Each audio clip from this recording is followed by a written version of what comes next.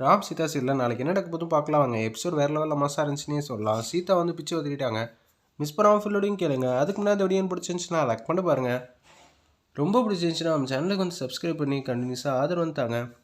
மந்திரவாதி வந்து வீட்டுக்குள்ளே வராங்க. அப்பன்னு பார்த்து கண்மை டப்பா தான் இருக்குன்னு தெரிஞ்சுக்கிட்டு இந்த கண்மை டப்பா தான் இவ்வளோ விவகாரம் பண்ணியிருக்கு. அர்ச்சனை உடம்புக்குள்ளே இருக்கிறது இந்த கண்மையில் இருக்கக்கூடிய பேய் தான் அப்படின்னு சொல்லிடுறாங்க. இது எல்லாத்தையும் சீதா வந்து கேட்டாங்க. அப்போனா இது ஃபுல் அண்ட் ஃபுல் வந்து எனக்காக வச்ச மையா, உங்களை என்ன கதிக்கு ஆளாக்குறேன்னு மட்டும் பொறுத்து வந்து பாருங்கள் அப்படின்னு சொல்லும்போது சுபாஷ் வந்து கேள்வி மேலே கேள்வியாக கேட்குறாங்க. இந்த சாதாரண மையா வந்து இவ்வளோ வேலையெல்லாம் பார்க்கும், வேணா வச்சு காட்டுறேன், நீங்கள் என்ன கதி ஆளாகிறீங்கன்னு பார்க்குறீங்களா அப்படின்னு சொல்லி மந்திரவாதி பேசணுன்னே, மந்திரவாதியை கோவப்படுத்தாதீங்க, இப்போ அர்ச்சனாவையும் வந்து அடக்கக்கூடிய சக்தி வந்து நம்ம மந்திரவாதிக்கிட்ட தான் இருக்குது, கொஞ்சம் அமைதியாக இருக்கீங்களா அப்படின்னு சொன்னோன்னா அதுவும் கரெக்டாக தான், இப்போதைக்கே பேய் மாதிரி இருக்கா இல்லை என்ன ஆக போகுதுன்னு தெரியல, நீங்கள் தான் எப்படி இருந்தாலும் வந்து என் மனைவியை காப்பாற்றணுங்கிற மாதிரி சுபாஷ் வந்து பேசுகிறாங்க.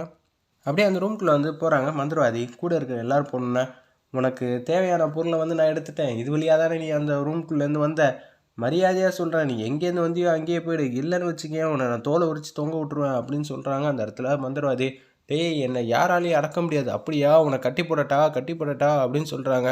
மரியாதையாக அந்த உடம்புலேருந்து வெளில வந்துடு, இல்லைன்னு வச்சுக்கேன் அப்புறம் அவ்வளோதான், என்னை விட்டுரு நான் போயிடுறேன், என்னை கட்டி போட்டுறாத அப்படின்னு சொல்கிறாங்க.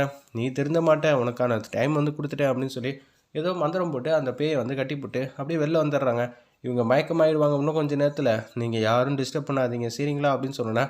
மந்திரவாதி சொன்ன மாதிரியே அந்த மயக்கமாயிட்டாங்க. நான் கிளம்புறேன், எதுவாக இருந்தாலும் பார்த்துக்கலான்னு சொல்லிட்டு அங்கே இந்த மந்திரவாதி மட்டும் வெளில வந்து போகிறாங்க. முத்தாரம்மன் வந்துட்டாங்க. சீதாக்கு செமையாக கத்தி பர்ஃபார்மெண்ட்டு சங்கிலியெல்லாம் போட்டுட்டு, ஏய் மரியாதையை நில்றா அப்படின்னு சொல்லி சவுண்டாக வந்து பேசுகிறாங்க நம்ம சீதா. என்னது ஒன்றும் புரியலையா அப்படின்னு சொல்லி யோசிச்சுட்டு இருக்காங்க மந்திரவாதி. நீ யார், என்னையே தடுக்கிறியா, மரியாதையாக சொல்லு, அந்த மந்திரவாதி நீ தானே, நீ ஓ மூலியமாக தானே அந்த கண்மை டப்பா வந்து வீட்டுக்கு வந்துச்சு, ஏடா நல்லவன் மாதிரி நீயே ரெடி பண்ணி கொடுத்துட்டு இப்போ நீயே வந்து எடுக்கிறியா, என்ன நினச்சிட்டு இருக்கேன்னு சொல்லி கண்ணா நான் சத்தம் போடுறாங்க. அந்த இடத்துல நம்ம சீதா, நான் யார் தெரியுமா, இந்த உலகத்தையும் என்னால் கட்டுக்குள்ளே வைக்க முடியும், எனக்கு 160 வயசாகிடுச்சு, நான் யார் தெரியுமா, என்னையே கேட்குற அளவுக்கு உனக்கு தில்லு வந்துடுச்சான்னு சொல்லி மந்திரவாதி வந்து கேட்குறாங்க. நான் தான் முத்தாரம்மனம்மா அப்படின்னு சொல்லும்போது உமா வந்து பாட்டமாயிட்டாங்க. முத்தாரமானா வந்துட்டிங்களா அப்படின்னு சொல்லும்போது, இந்த மையை யார் மூலிமா இங்கே வீட்டில் வந்துச்சு, யார் சொல்லி வச்சேன், அது சொல்லாமல் இந்த வீட்டை விட்டு யாரும் வெளியே போகக்கூடாது அப்படின்னு சொல்லிடுறாங்க. அந்த இடத்துல மரியாதையாக சொல்லிடியா இல்லாட்டி பெரிய ஆபத்தில் வந்து சிக்கிடுவேன்னு சொல்லி துறையை வந்து செம்மையாக வந்து பர்ஃபார்ம் பண்ணுறாங்க. அந்த இடத்துல ஒரு பக்கம் மகா அது பேய் அரைஞ்ச மாதிரி இருக்கிறாங்க. கண்டிப்பாக வந்து யார் வச்சான்னு சொல்லிட்டு தான் நீங்கள் எல்லாம் வெளியே போய் உச்சகட்ட கோவத்தில் இருக்காங்க. வீட்டில் இருக்கிற எல்லாரும் ஐயோ எல்லா உண்மையும் வாங்கிட்டு தான் வந்து போவாங்களோ, அப்போனா நம்மளையும் வீட்டை விட்டு தோற்றுருவாங்கன்னு மகா வந்து ரொம்ப பாட்டமாகி அப்படி யோசிச்சுட்டு இருக்காங்க. அந்த இடத்துல ஏய் என்கிட்டயே உன் சக்தியை வந்து காட்டுறியா, உன்னை நான் கட்டி போடட்டா அப்படின்னு சொல்லும்போது, ஓ இந்த முத்தாரம்மனையே வந்து கட்டி போடலான்னு பார்க்குறியா, முடிஞ்சா சீரா அப்படின்னு சொல்லும்போது அந்த கையில் ஒரு கட்டையை வச்சுட்டு செய்யலான்னு இருக்கிறப்ப சீதா வந்து மாதம் வந்து கட்டையை வந்து உருவிடுறாங்க. வேறு லெவலில் இருந்துச்சுன்னே சொல்லலாம். உங்களை எல்லாரையும் அமுச்சு வச்சிடறேன்டா, உனக்காடா 160 வயசு, அம்மன்கிட்டயே போய் சொல்கிறியான்னு சொல்லி கண்ணா அப்படின்னு அடிக்கலான் இருக்கிறப்ப ஓடி போயிட்டாங்க. அந்த இடத்துல இந்த வீட்டில் சொல்கிறத மட்டும் கேளுங்க, இந்த வீட்டில் ஒருத்தர் இருக்கா சீதானே, அவளுக்கு பாதுகாப்பாக நான் இருப்பேன், ஆனால் என்னை தவிர வேறு யாரும் எதுவும் பண்ணிங்க அப்புறம் அவ்வளோதான், நல்லது செய்கிறதுக்கு மட்டும்தான் நான் வருவேன், கெடுதல் செய்ய வித வச்சிடாதீங்க அப்புறம் நீங்கள்லாம் தாங்க மாட்டீங்க அப்படின்னு சொல்லி முத்தாரம்மன் வந்து சொல்லிட்டு சீதா வந்து மயங்கி கீழே வந்துட்டாங்க. சீதா வந்து ரூமுக்கு வந்து கூட்டிகிட்டு போகிறாங்க. ஒரு பக்கம் அர்ச்சனா வந்து பார்க்கலான்னு சொல்லிட்டு போகிறாங்க. ஒத்துமொத்த ஃபேமிலி சீதா கேங் மட்டும் அங்கே இல்லை.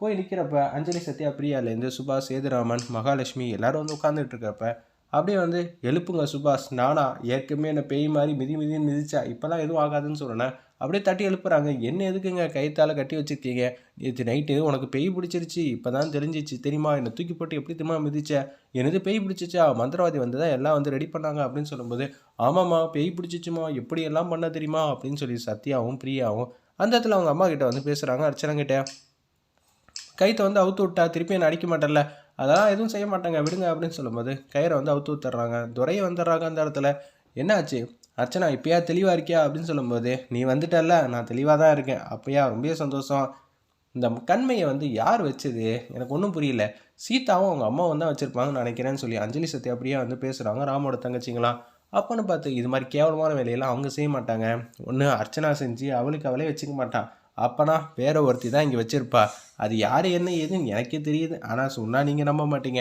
ஆனால் மரியாதையாக இங்கேருந்து போறியா குட்டிகளாட்டா பண்ணாமல், சரி நுனிநாக்கு வருது வரைக்கும் பேர் வருது, ஆனால் என்ன பண்ணுறது இங்கே யாரும் நம்ப மாட்டாங்களேன்னு சொல்லிட்டு தூரம் மாட்டு போகலான்னு இருக்கிறப்ப எல்லாரும் இந்த ரூமை விட்டு போங்க, அப்படி எப்படி வந்து யார் வச்சது எனக்கு தெரிஞ்சே ஆகணுங்கிற மாதிரி ராமோட தங்கச்சிங்கெல்லாம் பேசுகிறாங்க. 3 பேர் வந்து காஃபி போட எடுத்துகிட்டு வாங்க, அதுவும் அர்ச்சனாக்காக. ரூமை விட்டு வெளியே போகணும்னு சொன்னால் போக போகிறோம், தெரிஞ்சா சரி அப்படின்னு சொன்னனால 3 தங்கச்சிங்களும் ரூமை விட்டு வெளியே போகிறாங்க. சுபாஷையும் சேதுராமனையும் வந்து துரத்தி விட்றாங்க. அவங்கள வந்து ரூம் விட்டு வெளில போகிறாங்க. என்னக்கா நடந்துச்சு, எதுக்கு வந்து கண்மையை வந்து இது மாதிரி வச்சிங்க, நான் சீதா ரூமில் தானே வச்சேன் அப்படின்னு சொல்லும்போது நடந்த கதையெல்லாம் சொல்லிடுறாங்க. சாதாரண கண்மைக்கு ஆசைப்பட்டு கடைசியில் உங்கள் உயிரே விட்டுருப்பீங்க தெரியுமா, நல்ல வேலை நாங்கள் கட்டி போட்டோம், இல்லைன்னா அவ்வளோதான் நீங்களே வந்து காணாம போயிருப்பீங்க அப்படின்னு சொன்னோன்னே, அச்சோச்சோ என்னடா இப்படியெல்லாம் பண்ணி வச்சுருக்கீங்க அப்படின்னு சொல்லி உச்சக்கட்ட கோவத்தில் இருக்காங்க. அந்த இடத்துல நம்ம மகாலட்சுமி கிட்ட, என்ன மகா என்கிட்ட முன்னாடியே சொல்லியிருக்கலாம்ல. ஆமாம், திரைக்கதை வசனம் நான் என்னென்ன செய்ய போகிறேன் எல்லாத்தையும் வந்து ஆதாரபூர்வமாக சொல்லணுமா, என்னக்கா கொஞ்சம் புத்திசாலித்தனமாக இருங்க, நல்ல வேலை உங்களை காப்பாற்றியாச்சு, இல்லைன்னு வச்சுக்கோங்களேன் அவ்வளோதான் அப்படின்னு சொல்லும்போது சீதா ரூமுக்கு வந்து வந்துடுறாங்க. துரை இருக்காங்க பக்கத்தில், செல்வி, உமா எல்லோரும் இருக்கிறப்ப சீதா வந்து பேச்ச ஆரம்பிக்கிறாங்க.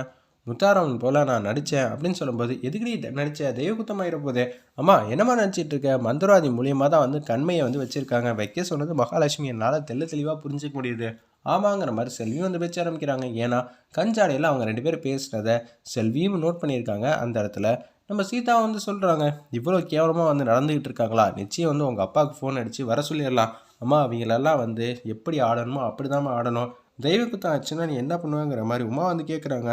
முத்தாரம்மன் என்றைக்குமே எனக்கு துணையாதமாக இருக்கும், இந்த ரூம்லேயும் சரி எனக்காகவும் சரி அப்படின்னு சொல்லி கையெடுத்து மாதம் வந்து கும்பிட்றாங்க. அந்த இடத்துல நம்ம சீதா, நல்லதுக்காக பொய் சொல்லலாமா, இவங்க கெடுதல் பண்ணுன்னு சொல்லிட்டு, அதுவும் என்னையும் என் வயிற்றில் வளர்கிற குழந்தைக்கு ஏதோ பிரச்சனை பண்ணுன்னு நினச்சிட்டு இருக்காங்க, அவங்கள முத்தாரம்மன் வந்து பார்த்துப்பா, அவங்க பேரை சொல்லி நான் நல்லது தானே சொல்கிறேன், எனக்கு எந்த பிரச்சனையும் ஆகாதுங்கிற மாதிரி சீதா வந்து மாஸ் பண்ணுறாங்க. அந்த இடத்துல கால் மேல் கால் போட்டு அடுத்து என்ன செய்யணும்னு தெளிவாக சொல்கிறேன்னு உமா வந்து ராஜசேகருக்கு வந்து ஃபோன் அடிச்சிடுறாங்க. அவங்க மாதம் வராங்க, வீட்டுக்குள்ளே வந்தானே குடும்பமையா இதெல்லாம் மாப்பிள்ளைக்காக பார்க்க வேண்டியதாக இருக்குது, இல்லைன்னு வச்சுக்கேன் நான் என்ன செய்வேன்னு எனக்கே தெரியாது, ஏதோ ஒன்று பேசி சமாளிக்கிறாங்க. சேதுராமன், நான் அவங்க மேலே மதிப்பு மரியாதைலாம் வச்சுருந்தேன், குழந்தைங்க வாரிசுனா எவ்வளோ பெரிய விஷயம் தெரியுமா, அவன் வந்து குழந்தை வேணும்னு சொல்லிட்டு கோயில் குழந்தை அழைஞ்சிட்டு இருக்காங்க, சில பேர் வந்து மருத்துவமனையில் உட்காந்து தவம் கடந்துக்கிட்டு இருக்காங்க, வந்த குழந்தைய வந்து இது மாதிரி பண்ணுறீங்களேயா, உங்களுக்கெல்லாம் மனசாட்சின்னு ஒன்று இருக்கா இல்லையா, சீதா வயிற்றில் வளர்கிற குழந்தை எனக்கு தாத்தானா, நீங்கள் என்னையா நினச்சிட்டு இருக்கீங்க, உங்களுக்கும் சொந்த பந்தம் தானே, உங்கள் கோடிக்கணக்கான ரூபா சொத்து மட்டும் இருந்தால் போதுமா, வாரிசுன்னு வேணாமா அடுத்த கட்டத்துக்கு, ஆனால் நீங்கள் குழந்தைய வந்து இல்லாமக்குன்னு நினைக்கிறீங்களே, வர கோவத்துக்கு நான் கையில் கொண்டு வந்த பொருள் எடுத்து டப்புன்னு பண்ணிட்டு போயிட்டே இருப்பேன், சீதாவை இனிமேட்டு ஒரு நொடி கூட இங்கே விட மாட்டேன், யாராவது தடுத்து பார்த்தீங்கன்னு வச்சுக்கோங்களேன், அப்புறம் நான் என்ன செய்வேன் ஏது செய்வேன்னு எனக்கே தெரியாதுன்னு சொல்லிட்டு மாஸ் பண்ணிட்டு அப்படியே வந்து ரூமுக்கு வந்து வேகமாக போகிறாங்க. ஐயோ என்னது ஒரே செகண்டில் நம்ம குடும்பத்தோட மானவ மரியாதை எல்லாமே போயிடுச்சு.